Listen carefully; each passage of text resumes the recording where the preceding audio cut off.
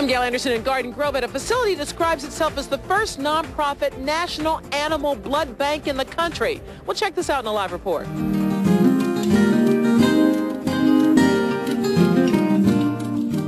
They were established as the first nonprofit national animal blood bank in the country. Gail Anderson is live in Garden Grove checking out the Hemopet Center for Greyhound Rescue and Pet Animal Recovery.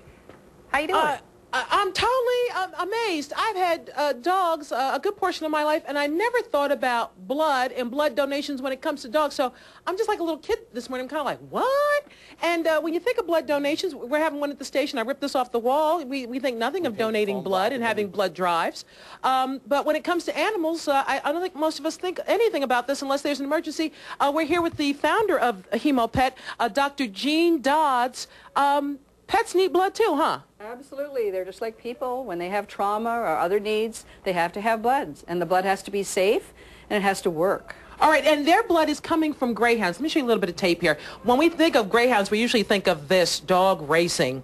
California is one of the few states where dog racing is not allowed by any stretch of the imagination. And Dr. Jean, you say the dogs come to you from states where there is dog racing. Yes, we get them from Arizona, from Oklahoma, and from Texas. We've rescued nearly 1,500 dogs to date, and they're all adopted. We maintain about 200 animals in our facility here in Garden Grove, and new animals come in about every 2 weeks when other animals are adopted. Now, what makes this different from most rescues is you're able to take the dog's blood and help other dogs. Is that right, Leslie Grant? Yes, that's correct. Yes. And is that okay? I mean, how does that work? You're going to show us a little bit here. We're not going to. We're not actually going to, draw blood from the dog, since I hate to have blood drawn. But this is the procedure. You would shave the dog. Yeah, we shave them on the side of the neck where we're going to put the blood bag. We, of course, first have them sit in this. They're on a little pillow, so they're nice and comfortable. And Jennifer then sterilizes the area with some solution. And then we have the blood bag all prepared and ready to use. All right, and let us show you. They look just like people blood bags. Dr. Jean, show them in the refrigerator here, the donations, blood donations you've gotten so far. Once the blood is collected, it's centrifuged and processed just like a human blood bank. And these are the red blood cells that are the bottom part of the blood. And the next refrigerator is actually a freezer, and that's the plasma. That's just the like people. Liquid part. And that has all the clotting factors and blood proteins in it. And then this will help any dog in the country if any there's an emergency. Any dog in North America or even overseas can have the blood, and because it's universal donor. We select these greyhounds because they have no infectious diseases that could be transmitted, just like people, and they have a universal donor blood type, because most veterinarians have no idea the blood type of the patient when there's an emergency. And that's true. I don't know my dog's blood type. Exactly. All right. So this is Sweet Sue, and we're showing you how we would normally collect the blood, and we collect a pediatric unit, which is half the typical adult human unit of blood. Okay. We take a unit twice a month. They stay here only in the bleeding program for a year. All right. Now, next hour, we're going to tell you more about how this program works, and for all you know, maybe your dog has gotten some help through Hemopet. We have more information on our website. Next hour, we're going to tell you more about this and show you some of the successful rescues that have occurred here as well. And I want to find out if they get Oreo cookies and juice boxes after they give blood like that. That's a good question. Thank you, Gail. Interesting.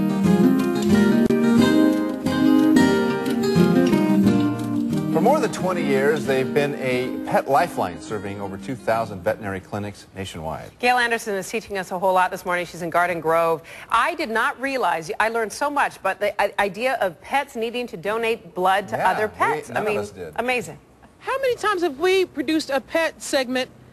Never have we talked about this, so when I heard about it, I said, well, why not check it out? We're here at Hemopet. This is one of their outdoor areas here at Hemopet in Garden Grove. As you said, the first nonprofit national animal blood bank in the country. They rescue greyhounds from this. Let me show you a little bit of tape here. Greyhound racing, dog racing, not legal in California, but there are other states where this goes on. And I'm learning a lot from Dr. Jean Dodds this morning. Talk too fast, Gail. The founder and creator of Hemopet. If it weren't for an organization such as yours and what you do here, you're telling me that 1,000 dogs a week, greyhounds, would be destroyed. Correct. About 1,000 a week are destroyed throughout the country, some 20 to 50,000, depending on the figures, a year, are destroyed from the racing industry because they don't run fast enough, or they don't breed, or they're not available or not suitable for what humans decide to have greyhounds for. All right, and then in addition to the kind of thing, we're going to tell you more about this in a hot second here, because all 5 of these greyhounds have been adopted through your facility. They also have this going on, which is amazing. It's an animal blood bank. This is what goes on inside. Once a dog is rescued, you take the dog's blood, and that blood is in turn used to help other dogs. That's correct. First, they're conditioned and they're spayed or neutered. We make sure they're healthy. All of them are free of infectious diseases that could be transmitted through blood, just like a human blood bank.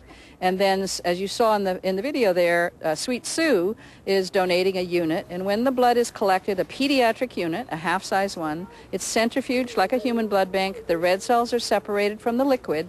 And there's the liquid part in the plasma in the freezer. Yeah, just like people. Gail? Just like people. Yes, we can hear you. Yes, Okay. Mark? Can dogs crossbreed with the blood? Oh, see, I asked you that question. Didn't I ask you, can dogs crossbreed with the blood?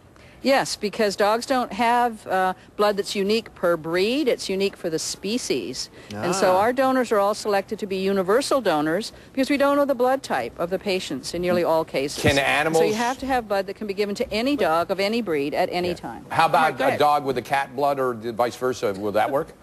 Dog with a cat blood or vice versa? Actually, you could do that, but it's really? not recommended because obviously it would be different. And you Quickly couldn't give before it we more go. than once in an emergency. And it depends on the size of the red blood cells. They need to recover. So you couldn't put a human blood unit into a cow, for example, Right. because the red cells are too large and they would plug up. I love my dogs more than anything. Can I donate blood to my dog if it was an emergency? Mark loves his dogs. I love my dogs more. Can we donate blood to our dogs? In case In the of state emergency. of California, that's not allowed. The state of California is the only place that licenses blood banks. They have to be in a closed facility until they're adopted. But medically so that you it can make would sure work. they don't pick up any infectious disease. But Mark's wondering medically if that would work. Medically, it would work, sure, as long as the dog was screened as a volunteer donor would. And there are volunteer donor programs in other parts of the country. It's just California does not allow that Interesting for stuff. commercial use. See? Interesting. We are learning And so much, Gail. let me give you some information. Hemopet wants to expand and even build a convalescent facility for dogs who are in between, or cats in between, or animals in between surgery and getting well, just like for people.